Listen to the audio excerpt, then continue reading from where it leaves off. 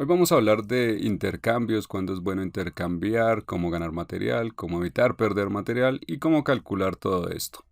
Esto suena complicado, pero no hay que preocuparse porque lo vamos a explicar en términos sencillos. Soy el gran maestro Igor Smirnov y vamos a ver todo esto. Empezamos para ver los fundamentos de esto, luego iremos gradualmente a ideas más avanzadas, errores comunes y cosas que no se entienden. Entramos en la base de datos del Lichess porque queremos ver la evaluación de la computadora. Y vamos a aprender algo muy interesante, porque parece que Stockfish es demasiado avanzado y nunca vamos a comprender cómo calcula o analiza las posiciones. Sin embargo, hay que entender que lo primero que este evalúa es el material. Por ejemplo, vamos a crear una posición acá donde entregamos un peón. Y vamos a preguntarle a la computadora a ver qué nos dice. Hemos hecho un movimiento al azar y estamos permitiendo que nos capturen un peón. Y le vamos a pedir a Stockfish que nos evalúe esta posición. Creerás que es súper complicado, pero no es así, pues en el ajedrez medimos todo en valores de peones, digamos, donde un caballo o un alfil valen aproximadamente 3 peones, y por lo tanto, si perdemos un peón, la evaluación nos debe decir que más o menos es 1, menos 1 en este caso, porque estamos mirando desde el lado de las blancas. Y exactamente vemos que eso es lo que nos da Stockfish. También evalúa actividad de piezas y seguridad del rey, por supuesto, otras cosas más, pero por encima de esto nos muestra el material y por eso nos da una evaluación de -1. Fácil, ¿cierto? Ahora veamos algo más complicado. Digamos que hacemos estos movimientos iniciales de apertura muy normales, pero en este punto, ¿qué pasa si entregamos el caballo? O sea, si tomamos en E5 y permitimos que nos tomen esa pieza. ¿Cuál será la evaluación de Stockfish?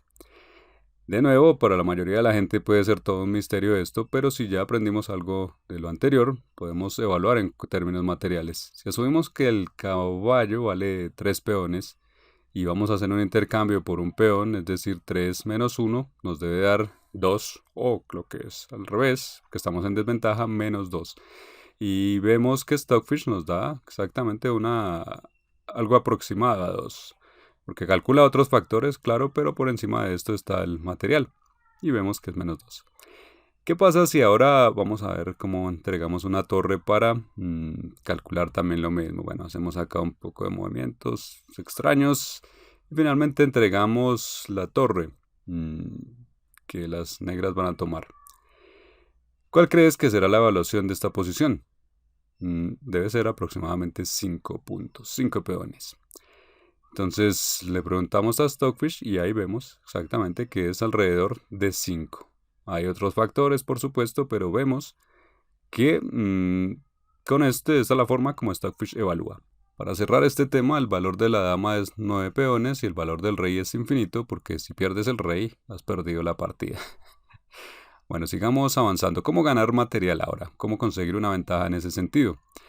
Cuando estás jugando contra un principiante es fácil porque frecuentemente te van a regalar material, como aquí donde las negras pierden un peón y además vamos a jugar de 4. Tenemos una posición dominante, por lo tanto es muy fácil contra principiantes ganar material. Pero ya cuando jugamos contra intermedios o más avanzados, entonces ganar material requiere unas cosas más. Por ejemplo, ¿qué pasa si queremos ganarnos este caballo?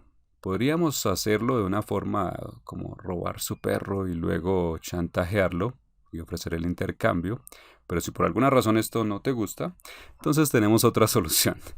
Vamos a usar la táctica en el ajedrez. Por ejemplo, si usamos aquí, bueno, hacemos los movimientos de apertura aquí, nos juegan caballo F6, jugamos al alfil A2, fingiendo que se nos pasó y nos tomaron el peón, pero luego jugamos dama jaque y con este ataque doble nos ganamos el caballo. Es una de las formas de ganar material y conseguir una posición ganadora incluso contra alguien fuerte. Otra forma de ganar material incluso contra oponentes avanzados, que es probablemente la más común, es atacar. Por ejemplo, en esta posición, ¿cuál crees que sería lo mejor para jugar con las blancas? La mayoría jugaría de 3 o enrocaría, pero lo mejor es jugar caballo G5 atacando el punto F7 y las negras no tienen cómo cubrirlo. Van a perder material, como sea que se jueguen lo que jueguen, y con esto vamos a conseguir una ventaja ganadora. Por lo tanto, cuando atacamos a nuestro oponente, existe el riesgo de que pierda material incluso aunque entienda cuál es el riesgo. Pues si no tiene defensa no hay nada que hacer.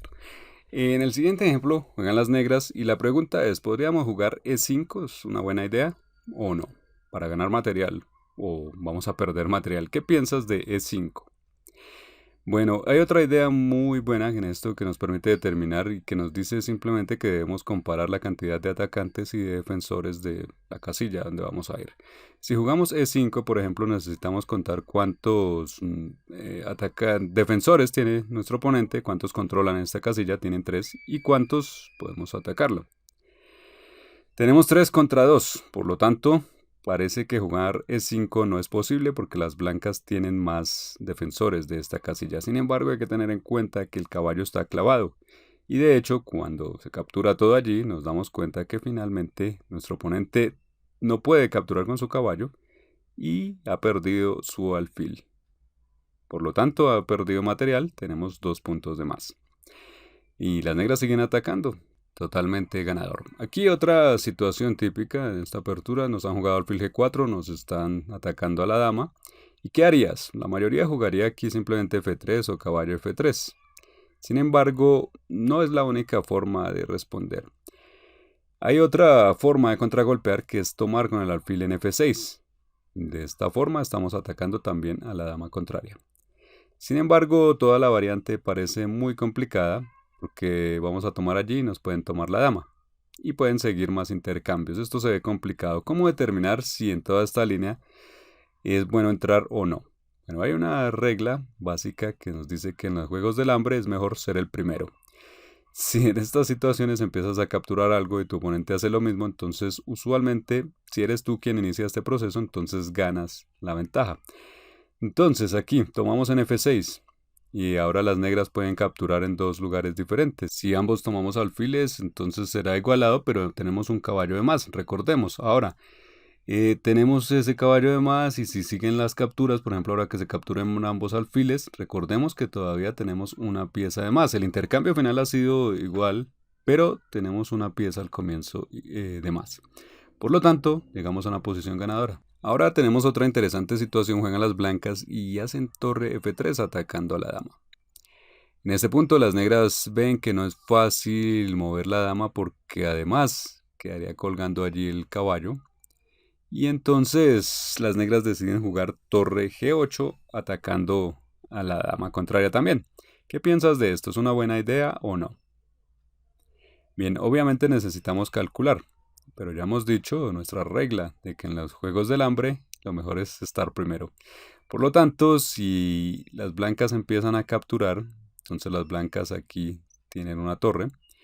Y si ahora tomamos, intercambiamos damas, pues todo estaría igualado.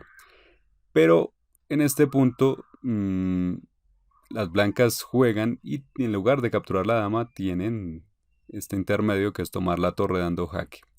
Al final de estos intercambios, las negras quedan mal. Bueno, hay otra forma de jugar con las negras sin que pierdan. Bueno, sí, las negras han usado una idea correcta, pero que aquí terminaba en un error. Entonces, es bueno recordar que la mejor defensa es el ataque, eso es cierto, pero hay que encontrar buenos movimientos de contraataque. Y te sorprenderás cuántos movimientos de contraataque existen cuando empiezas a pensar de esa manera. Se puede contraatacar aquí a la dama. Se hizo con la torre, pero no era lo correcto. Lo correcto es con caballo F5. Y en este caso no es fácil para las blancas conseguir ninguna ventaja significativa. Si nos toman la dama, tomamos la suya. Y además nuestro caballo protege también nuestra dama. Por ejemplo, si nos toman la torre, entonces finalmente recapturamos la torre contraria con el caballo y tenemos igualdad material. 2 piezas menores contra 2 piezas menores. Y si al comienzo nos toman la dama, nosotros tomamos la contraria. Bien, hay otra cosa que no se entiende muy bien y que queremos discutirle aquí, porque si entiendes esto vas a jugar los finales como maestro. Mejor que todos tus oponentes. Entonces, el rey tiene un valor de infinito, lo decíamos al comienzo, pero eso ocurre, bueno, en general en todo el juego, obviamente. Pero en la apertura en el medio juego está escondido en alguna esquina del tablero y tiene que cubrirse. En ese caso, el rey no se expone. Cuando llegamos al final, la situación cambia drásticamente. En el final, especialmente cuando las damas se han ido, el rey se vuelve una pieza muy activa. Y entonces su valor aumenta o toma un valor material. Y ese valor es similar al de un caballo. ¿Por qué? Veamos cuántas casillas controla un caballo. Vemos aquí las flechas y vemos que son 8 casillas. Y exactamente ocurre lo mismo para el rey. El rey controla 8 casillas, está en el centro de 9 casillas. Así que es tan fuerte como un caballo. Por lo tanto, en el final necesitamos aplicar los mismos principios que aplicamos para un caballo, necesitamos aplicárselos al rey. Por ejemplo, debemos centralizar el rey. Así, este ocupará casillas más importantes y así es como si las blancas aquí jugaran con 2 piezas y cosa contraria las negras. Bien, aquí inicialmente la situación se ve casi simétrica porque ambos tienen caballo y rey, pero es que nosotros estamos más activos. Por ejemplo, aquí podría ser que nosotros entremos, ya estando aquí con nuestro rey activo, propiciamos un intercambio de caballos y con este rey tan activo podemos llegar hacia los peones negros. En este punto el rey negro alcanza a defender su peón, pero debido a la actividad tan grande de nuestro rey, podemos jugar fácilmente con nuestros peones y finalmente vamos a infiltrarnos, a tomar el peón de B7, los peones del flanco de dama y algo coronaremos. Así es como el valor del rey es aproximadamente igual al del caballo, de 3 peones, en el final. Y si todo esto parece un poco complicado, no hay que preocuparse, pues recordemos que el objetivo es entender la estrategia del ajedrez un poco mejor que tu oponente y ya con esto estarás por encima de este. Pero para entender todas estas cosas que te van a poner por encima de tus oponentes, pasar a un nivel intermedio avanzado, esto no se puede cubrir solo en este video. Si quieres aprender más de eso, tenemos cursos dedicados a eso. Te invitamos a estudiar la clase maestra para aprender todo sobre estrategia, aperturas, medio juego, final y demás para saber cómo entrenar y con esto podrás encontrar movimientos adecuados en cualquier posición.